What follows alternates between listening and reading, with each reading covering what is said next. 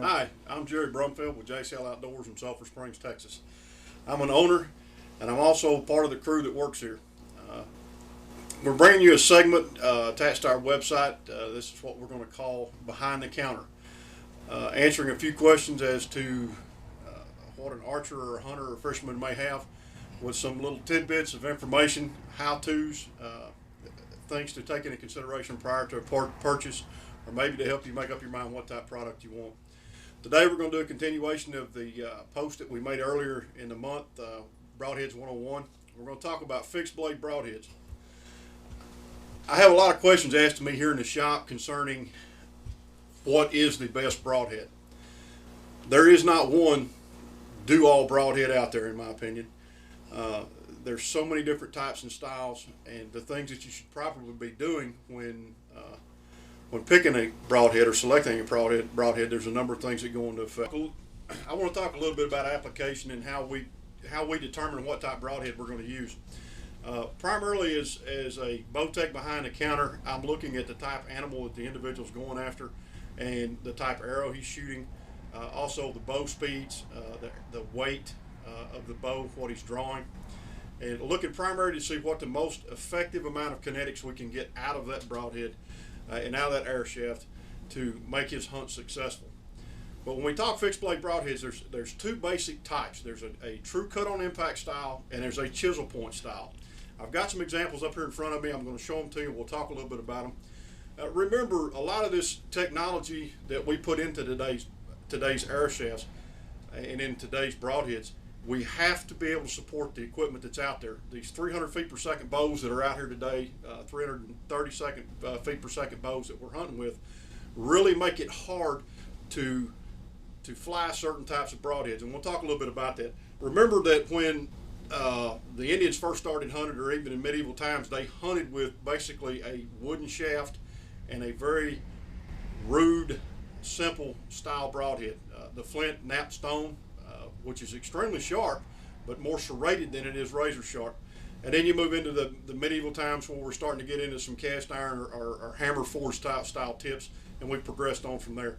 But what we're primarily concerned about is the two different types and how they apply to you. So we're going to talk about the fixed blade cut on impact style broadhead first. And I've got some various examples here. One of the largest style broadheads that's been around for a while is basically used with the traditional archery, and it is a two-bladed true cut on impact. And when I say cut on impact, what I'm talking about is that this blade continues from the back all the way to the front. So this blade is sharp all the way around. The benefit to this style broadhead is that I can sharpen this with a bastard file. And by using a bastard file, I don't get really a true razor sharp edge. What I get is a very fine serrated edge. This is great for heavy carcassed animals, heavy boned animals. We get a lot of penetration with this style of broadhead, the two blade in the bastard style sharpening edge. Again, it depends on the type of broadhead you're going to be using as to how sharp it really needs to be. Some other samples of a true fixed blade cut on impact as we progressed from traditional style equipment and started getting into the early compounds. We started trying to use the older style broadhead, but a little more aerodynamic planning was put into effect into the broadhead to improve flight characteristics. And this is one of the things that you really have to concentrate on. You really have to concentrate on as an archer is flight characteristics. Remember, we're trying to be as successful as possible in dispatching that animal as quickly as possible after the shot, and our goal is to get a true pass through. This style broadhead, very effective on slower bows, are very effective on a little faster bow. You're going to have to spend some time at the bags and do some extra tuning when setting up this type of broadhead. Progressing on in speed and bow development, we started seeing things coming out that looked more aerodynamic. We ended up with less cutting width, and this is a great example of good use of kinetic energy expansion.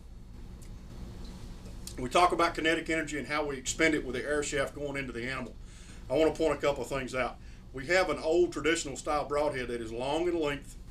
It has a very gentle taper from the tip to the heel of the blade. This, as it enters into the animal, doesn't expend as much energy, more successful in pass through of heavy carcassed animals.